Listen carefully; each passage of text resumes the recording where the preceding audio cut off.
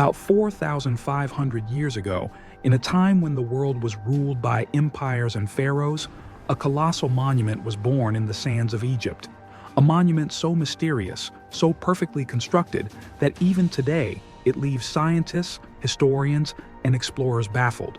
Rising like a spectral mountain from the desert floor, it is one of the seven wonders of the ancient world, the Great Pyramid of Giza. Towering at a height of 147 meters, the Great Pyramid pierced the sky and held the record as the tallest structure on Earth for over 4,000 years. That's not just a number, think about it. Entire civilizations rose and fell, empires were born and perished, religions spread, languages evolved, and this pyramid stood tall through it all. But its sheer mass is even more bewildering. 6 million tons of solid stone stacked flawlessly together, each piece placed with precision. To truly grasp its magnificence, compare it with the Burj Khalifa, today's tallest skyscraper, made with the help of the most advanced machines and computers we have. The Burj weighs around 500,000 tons. The pyramid? 12 times that. And yet, it was built at a time when people didn't even have the wheel. No cranes, no drills, no reinforced concrete, just bare hands, copper tools, and minds that may have known something. We don't. Can you imagine something standing for 4,500 years? Facing scorching summers, violent dust storms, torrential rains, and countless earthquakes? Not just standing, but standing strong. Nothing else from that ancient age still survives with this kind of majesty and size. This defies not just engineering, but logic itself. And that's why the mystery only deepens. So let's unravel this legend. The secrets of the pyramid have haunted mankind for centuries. In this video, we'll walk through the corridors of history, science, myth, and speculation. Welcome to The Mystery of the Pyramids. The Great Pyramid is, without doubt, one of the most mysterious and enigmatic man-made structures ever created. Built around 2500 BC, it stood as the tallest monument for more than 3,500 years, dwarfing every other man-made structure that followed. But it wasn't just about size, it was about purpose. Constructed from blinding white limestone, the pyramid was designed not only to last an eternity, but to conceal something deeper. Its walls weren't just made of stone, they were made of secrets. Secrets about death, about the soul, about a journey into the afterlife. And as we peel back the layers of time, the story only gets murkier. Historians estimate that the pyramid was commissioned by a pharaoh named Khufu, also known as Cheops. But here's the strange part. Despite building one of the most awe-inspiring structures in human history, Khufu remains an enigma. There's barely any record of him, not even a complete statue, just fragments, names, and legends. Some say he ruled for 23 years, others for 34, some claim over 60. No one agrees. Why such ambiguity? The pyramid stands on the west bank of the River Nile, an area associated with death and the setting sun in Egyptian mythology. But the Great Pyramid isn't alone. It forms part of a larger necropolis with two other massive pyramids, Khafra and Menkaure. These belong to Khufu's son and grandson, respectively. They form an eerie triangle, looming over the desert like stone sentinels guarding an ancient truth. These three pyramids aren't just isolated marvels. The surrounding area holds dozens of smaller pyramids, cemeteries, temples, and the ever-watchful Sphinx. Altogether, there are around 118 pyramids across Egypt. Most have crumbled, some have disappeared, but the ones at Giza remain, protected perhaps by something more than just geometry. But what was the real reason for building these monumental structures? For that, we look into the beliefs of ancient Egyptians. Death, to them, was merely a door. Beyond it lay the Duat, or underworld, a mysterious realm where the soul was judged by gods. If found pure, the soul could join the stars and live forever. The pharaohs believed that a proper tomb, filled with worldly riches, ensured a comfortable afterlife. These pyramids, then, were not just tombs. They were spiritual launch pads, designed to lift the soul to the heavens. Inside, they placed everything the pharaoh might need: food, clothing, gold, chariots, even boats. Their bodies were embalmed, wrapped in fine linen, sealed in sarcophagi, and hidden deep within the stone labyrinth. You might wonder, how do we know this? Well, two clues. First, ancient scripts found in other pyramids, describing funerary rituals and texts for the journey of the soul.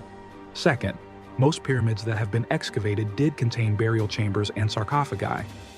But here's where the mystery sharpens like a dagger's edge. In the case of the Great Pyramid, no such evidence was found. No gold, no body. Just an empty granite box, a coffin, but no corpse, a tomb, but no treasure. Had it been looted? Or was it never meant to be a tomb at all? This vacuum of evidence allowed alternative theories to take root, wild, extraordinary, and often frightening. One such theory claims that the pyramid was not a tomb, but an ancient power plant, that it could generate and conduct electricity. Proponents point to carvings that resemble light bulbs in temples like Dendera. They claim ancient Egyptians had discovered electricity thousands of years before Edison, and somehow, that knowledge was lost. Of course, most scholars debunk this. The carvings are symbolic, part of Egyptian mythology. But where evidence is lacking, the imagination runs wild. Another strange theory emerged in 1998, when American politician Ben Carson claimed that the pyramids were massive grain storage silos built by Joseph, yes, the biblical figure. Such claims, though unfounded, illustrate how deeply the pyramids haunt the human psyche. Despite the myths, historians today agree, the pyramids were royal tombs. The bigger the tomb, the more prosperous the afterlife. Yet even this consensus brings us back to the most chilling question of all: how were they built? Even today, this remains one of archaeology's greatest unsolved puzzles. Building a 147-meter-high structure using millions of limestone and granite blocks, some weighing up to 80 tons, without wheels, without pulleys. How was this done? Especially within just 20 years? The mind reels. Popular culture shows images of slaves being whipped, forced to build these monuments. But that's a myth. Historical evidence now suggests the pyramid builders were not slaves, but skilled laborers. They were well-fed, well-treated, and even honored with burial near the pyramids. Some even say they ate better than the average citizen. Estimates say around 20,000 to 30,000 workers were employed. They labored 10 hours a day, year-round. Over 5.5 million tons of limestone, 8,000 tons of granite, and 500,000 tons of mortar were moved. Most stones came from nearby quarries, but some granite blocks were transported from Aswan, 800 kilometers away.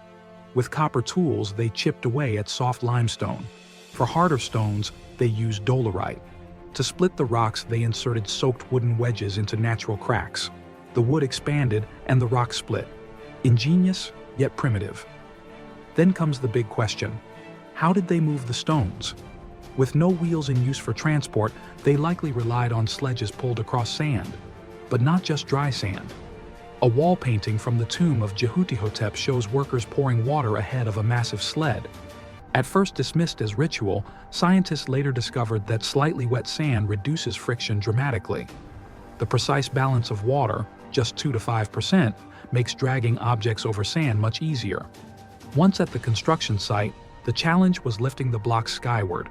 Several theories suggest that long ramps were built alongside the pyramid. These allowed blocks to be dragged up level by level. Wooden pillars and rope pulley systems may have aided the lifting.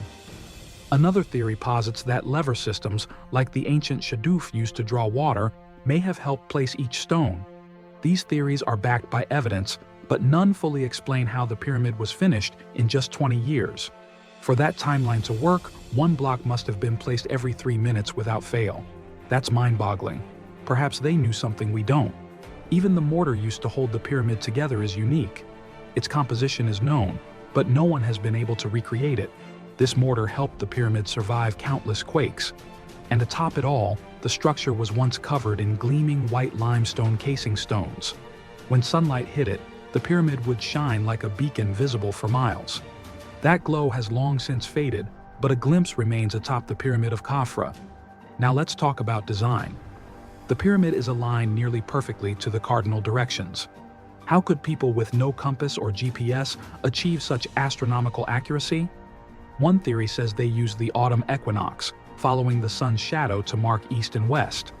Another suggests they followed the stars. In 1989, Robert Bauval proposed that the three pyramids of Giza mirror the three stars in Orion's belt, a romantic theory, but later disproved when astronomers noted that star alignments have shifted over millennia, and the pyramids do not exactly match the stars, then or now. This shows our innate need to find patterns, to make sense of what we do not understand. Sometimes we go too far. Some even say aliens built the pyramids. But is that really more believable than the genius of human hands? When we lack evidence, it's tempting to fill the void with fantasy. But real progress lies in curiosity, in knowing what we do know and acknowledging what we do not, so that future historians, archaeologists, and thinkers can one day solve the riddle of the pyramids once and for all. Until then, the Great Pyramid of Giza stands, silent, unshaken, and eternal, holding its secrets under stone and sand.